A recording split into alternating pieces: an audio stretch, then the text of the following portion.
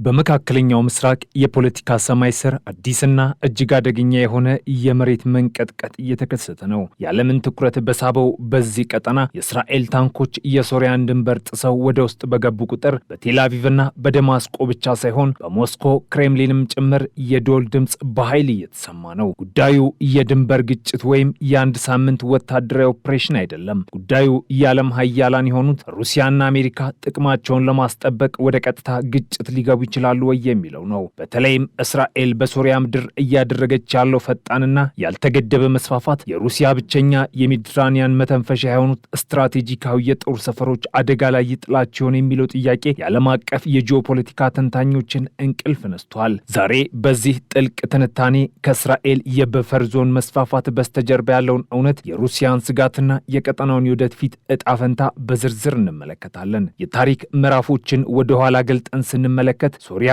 ለሩሲያ የምድር ወገብ ወይም የነዳጅ ጉድጓድ ብቻ ሳትሆን የሞስኮ የኃያልነት ምልክት ማሳያም ነበረች። እንደ አውሮፓውያኑ አቆጣጠር በታህሳስ 2004 ፕሬዝዳንት በሽር አልአሳድ ከስልጣን እስከ ተወገዱበት ጊዜ ድረስ ሶሪያ የሩሲያ ታማኝ ወዳጅና የመካከለኛው ምስራቅ መግቢያ በር ነበረች። ነገር ግን የአሳድ መውደቅ የፈጠረው ክፍተት ለሩሲያ የራስ ምታት ሲሆን፣ ለእስራኤል ደግሞ ወርቃማ ድልን ፈጥሯል። እስራኤል ይህንን ክፍተት ተጠቅማ በደማስቆ የገጠር መንደሮችና በጎላን ኮረብታዎች አካባቢ እያደረገችው ያለው ወታደራዊ እንቅስቃሴ የሶሪያን አዲስ መንግስት ለማዳከም ብቻ ሳይሆን የሩሲያን የቀጠናውን ተጽዕኖ ለመፈተሽ ጭምር የታቀደ ይመስላል። በአሁኑ ሰዓት የመገናኛ ብዙሃን ዋና መነጋገሪያ የሆነው ጉዳይ እስራኤል በሶሪያ ግዛት ውስጥ ምን ያህል ርቀት ትጓዛለች የሚለው ነው። የእስራኤል ጦር ወደ ቤትጅንና ሌሎች የደማስቆ አካባቢዎች ዘልቆ በመግባት የወሰደው እርምጃ ቀደም ሲል ከነበረው ጥቃት ፈጽሞ መመለስ ሂት ኤንድ ራን ስትራቴጂ ወደ መሬት ይዞ መቆየት ወይም ሆልድ ኤንድ ኤክስፓንድ ስትራቴጂ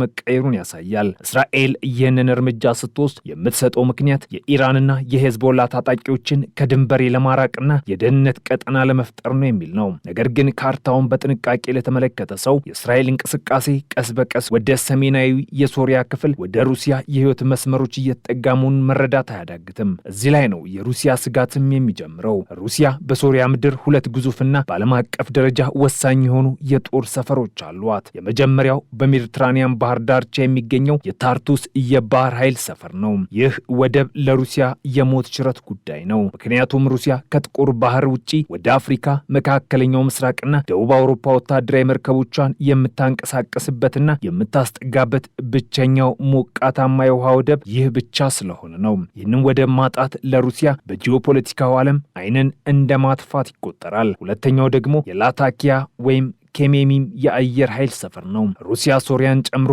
በመላው ቀጠናው የአየር የበላይነት የምትቆጣጠረው ከዚህ ሰፈር በመነሳት ነው። ታዲያ እስራኤል በደቡብ ሶሪያ የጀመረችው የመሬት ወረራና የአየር ጥቃት እየሰፋ ከመጣ የእነዚህን የሩሲያ የጦር ሰፈሮች ደህንነት አደጋ ላይ ሊጥለው ይችላል። እስራኤል በቀጥታ የሩሲያን ጦር ሰፈር ታጠቃለች ተብሎ ባይታሰብም ወደ ሰፈሮቹ የሚወስዱትን የሎጂስቲክስ መስመሮች መቁረጥ ወይም በዙሪያቸው ያለውን የሶሪያን መከላከያ ማዳከም በተዘዋዋሪ ሩሲያን ከጨዋታ ውጭ ማድረግ ኃይል ነው። የፖለቲካ ተንታኞች እንደሚሉት አሁን ያለው ሁኔታ ከዩክሬን ጦርነት ጋር በጥብቅ የተሳሰረ ነው። ሩሲያ ትኩረቷና አብዛኛውን ወታደራዊ አቅሟን ወደ ዩክሬን ግንባር በማዞሯ ምክንያት በሶሪያ የነበራት የሰው ኃይልና የክትትል አቅም ቀንሷል። ጠቅላይ ሚኒስተር ቤንያሚን ኔታንያሁና የእስራኤል የጦር ጀኔራሎች ይህንን የሩሲያ መዳከም በሚገባ የተረዱ ይመስላሉ። ከዚህ በፊት ፑቲንና ኔታንያሁ የነበራቸው የግጭት ማስወገጃ መስመር አሁን እየሰራ አይደለም።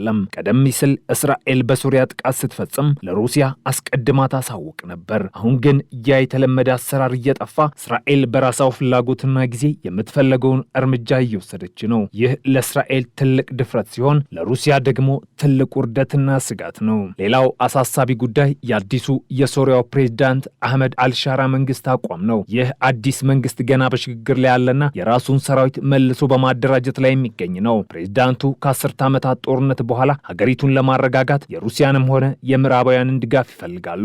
ነገር ግን እስራኤል በዚህ የሽግግር ወቅት የምታድርገው ወረራ የአዲሱ መንግስት ቅቡልነት ጥያቄ ውስጥ ይከተዋል። ሩሲያ አዲሱን መንግስት እንዳጋር ብትመለከተውም እስራኤልን ለማስቆም የሚያስችል በቂ ኃይል ወይም ፍላጎት ታሳያለች የሚለው አጠራጣሪ ነው። አንዳንድ ዘገባዎች እንደሚያመለክቱት ሩሲያ ከእስራኤል ጋር ቀጥታ ጦርነት ውስጥ መግባት ስለማትፈልግ እስራኤል የተወሰነ የደህንነት ቀጠና እንድትይዝ በዝምታ ልትፈቅድላት ትችላለች። ነገር ግን ዝምታ እስራኤል ወደ ላታኪያና ታርቱስ እንድትጠጋ መንገድ ከከፈተላት የሩሲያ ዝምታ ወደ አስፈሪ ቁጣ ሊቀየር ይችላል። ሩሲያ ለዚህ ሁኔታ ምን ምላሽ ልትሰጥ ትችላለች? ሶስት ዋና ዋና ሁኔታዎችን መመልከት ይቻላል። የመጀመሪያውና ቀላሉ አማራጭ ዲፕሎማሲያዊ ጫና ነው። ሩሲያ በተባበሩት መንግስታት ድርጅት በኩል ወይም ከአሜሪካ ጋር በምታደርገው የጓሮ ንግግር እስራኤል ቀይ መስመሩን እንዳታልፍ ማስጠንቀቅ ነው። ሁለተኛው አማራጭ ወታደራዊ ጡንቻ ማሳየት ነው። ሩሲያ በሶሪያ ያላትን የኤስ 400 ወይም ኤስ 400 የአየር መቃወሚያ ሚሳኤሎችን ሙሉ በሙሉ በማስጀመር የእስራኤል ጄቶች በሶሪያ ሰማይ ላይ በነጻነት እንዳይበሩ ማድረግ ትችላለች። ይህ እርምጃ ግን እስራኤልን ብቻ ሳይሆን አሜሪካንም ወደ ግጭቱ ሊስብ ስለሚችል እጅግ አደገኛ ነው። ሶስተኛው አማራጭ ደግሞ የውክልና ጦርነት ነው። ሩሲያ ለአዲሱ የሶሪያ ጦር ወይም ለሌሎች የሀገር ውስጥ ኃይሎች ዘመናዊ የጦር መሳሪያ በማቅረብ እስራኤልን በምድር ላይ እንድትዋጋ ማድረግ ነው። ይህ ለሩሲያ በትንሽ ወጪ እስራኤልን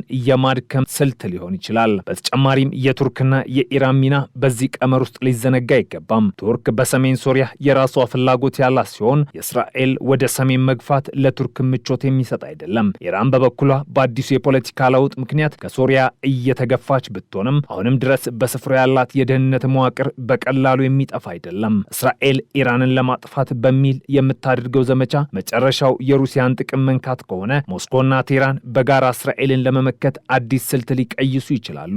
የአሜሪካ ሚናም ወሳኝ ነው። የኔታንያሁ መንግስት በሶሪያ ለሚወስደው ማንኛውም እርምጃ የዋሽንግተን አረንጓዴ መብራት ወይም ቢያንስ የዝምታ ድጋፍ እንዳለው ግልጽ ነው። አሜሪካ የሩሲያን ከሶሪያና ከሜዲትራኒያን ባህር መውጣት እንደ ትልቅ የስትራቴጂክ ድል ትቆጥሯለች። ስለዚህ እስራኤል በሶሪያ የምታደርገው መስፋፋት አሜሪካ ሩሲያን ለማዳከም የምትጠቀምበት ሌላኛው ካርድ ሊሆን ይችላል። ይህ ደግሞ ግጭቱን የሁለት ሀገራት ብቻ ሳይሆን የሀያላን ሀገራት የትግል አውድማ ያደርገዋል። ማጠቃለያ ላይም ስንደርስ እስራኤል በሶሪያ ምድር እያደረገችው ያለው ወታደራዊ እንቅስቃሴ ሁለት ጫፍ ያለው ቢላ ነው። በአንድ በኩል ለራሷ ደህንነት ሲባል የኢራንን ተጽዕኖ ማስወገድ ትፈልጋለች። በሌላ በኩል ደግሞ ይህ እንቅስቃሴዋ የሩሲያን ቀይ መስመር እንዳይነካ ከፍተኛ ጥንቃቄ ማድረግ ይጠበቅባታል። ሩሲያ የታርቱስና የላታኪያን ሰፈሮች አሳልፋ ላለመስጠት የኒውክሌር ኃይል ያላት ሀገር እንደመሆኗ መጠን ማንኛውንም እርምጃ ልትወስድም ትችላለች። የታመመ አንበሳ ሲነካ ይብስበታል እንዲሉ በዩክሬን ጦርነት የደከመችው ሩሲያ በሶሪያ ተጨማሪ ውርደት ላለመከናነብ የምትወስደው እርምጃ መላውን መካከለኛው ምስራቅ ወደ ባሰ እሳት ሊጨምረው ይችላል። በቀጣይ ቀናት የምናየው ነገር ቢኖር እስራኤል በያዘችው መሬት ላይ ምሽግ ሰርታ ትቀመጣለች ወይንስ ወደፊት ትገፋለች? የሩሲያ የጦር አዛዦች ከደማስቆና ከቴል አቪቭ ጋር የሚያደርጉን ንግግር ምን ውጤት ያመጣል የሚለው ነው። አንድ ነገር እርግጠኛ ነን፣ የሶሪያ ሰማይ በዲፕሎማሲ ንግግር ሳይሆን በጦር ጄቶች ድምፅ መሞላቱን ይቀጥላል። ሁኔታው እጅግ አሳሳቢና በማንኛውም ሰዓት ሊፈነዳ የሚችል የጊዜ ቦምብ ነው። ይህ ኢትዮ ኒውስ ነው። የዓለምን ውስብስብ ፖለቲካ እየተነተን እናቀርባለን። መረጃው ከተመቻችሁ ላይክና ሼር በማድረግ ለሌሎች እንዲደርስ ያድርጉ።